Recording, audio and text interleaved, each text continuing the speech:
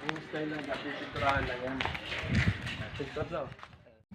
So, panibago na namang umaga mga lods. Nagpipintura na pala kami sa pamilya mga lods. So, ang ginawa ko pala mga lods, binakbak ko yung mga nagbibitak na pintura. So, kasama ko pala dito, dalawang foreman, si Lola at saka si Kuya Ray. So, ayan, nagpintura yung si Kuya Lola sa kabila, mga lods. So, ayan si Foreman Ray. So, ayan. Tirik na naman ng araw mga lods. Ayan, pinipilit ko. Sinatsaga ko na lang mga lods kahit sobrang init mga lods. Ayan, tinan mo kung nakikita niya naman mga lods. Ayan.